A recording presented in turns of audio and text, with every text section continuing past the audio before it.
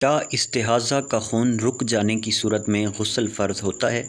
اس فتویٰ میں ہم یہ پڑھنے والے ہیں کہ کیا استحاضہ کے خون کی وجہ سے عورت کے اوپر غسل فرض ہوتا ہے یا نہیں ہوتا، اور کیا استحاضہ کی وجہ سے عورت نمازیں پڑھے گی یا استحاضہ کے خون کی حالت میں عورتوں پر نماز پڑھنا معاف ہوگی، اور اسی طرح کیا استحاضہ سے وضو ٹوٹ جاتا ہے یا وضو نہیں ٹوٹتا، اور اسی طرح استحاضہ کا خون کیا پاک ہے یا ناپاک ہے۔ یہ تمام مسائل ہم اس فتوے میں جاننے والے ہیں۔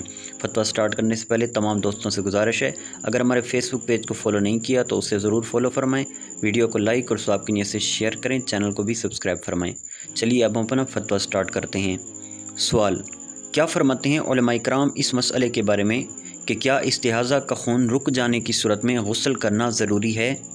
جواب: استحاضہ کے احکام حیض و نفاس کے احکام کی طرح نہیں، بلکہ استحاضہ کو حدث اصغر شمار کیا جاتا ہے، یعنی اس سے وضو ٹوٹ جاتا ہے، اور اگر استحاضہ والی عورت معذور شرعی کے حکم میں ہے تو تب بھی عذر ختم ہونے پر رخصت ختم ہو جائے گی اور اب نماز پڑھنے کے لیے وضو ضروری ہوگا۔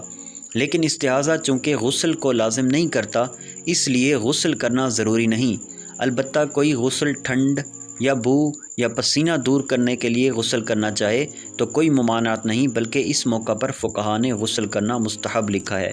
علامہ ابن عابدین شامی رحمۃ اللہ تعالی علیہ فرماتے ہیں، یعنی بہرحال استحاضہ تو وہ نکسیر کی طرح حدث اصغر ہے۔ مفتی شریک الحق امجدی رحمۃ اللہ تعالی علیہ فرماتے ہیں، دم استحاضہ پیشاب کے مقام سے نکلتا ہے اور یہ غیر معتاد ہے اور ناقض وضو یعنی وضو کو توڑنے والا ہے۔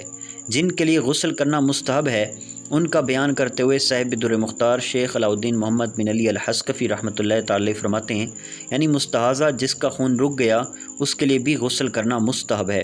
بارِ شریعت میں استحاضہ کا خون بند ہونے کے بعد نماز کسوف و خسوف و نماز استسقاء اور خوف و تاریکی اور سخت آندھی کے لیے اور بدن پر نجاست لگی ہو اور یہ معلوم نہ ہو کہ کس جگہ ہے، ان سب کے لیے غسل مستحب ہے۔ واضح رہے کہ استحاضہ کا خون ناپاک ضرور ہوتا ہے اور جسم یا کپڑوں کے جس حصے پر لگے اسے بھی ناپاک کر دیتا ہے، لہذا کپڑے یا بدن کے جس حصے پر خون لگا ہو، عورت جسم اور کپڑوں کے اس حصے کو پاک کرنے کے بعد صرف وضو کر کے بھی نماز ادا کر سکتی ہے۔ واللہ اعلم عز و جل و رسول عالم صلی اللہ تعالی علیہ وآلہ وسلم۔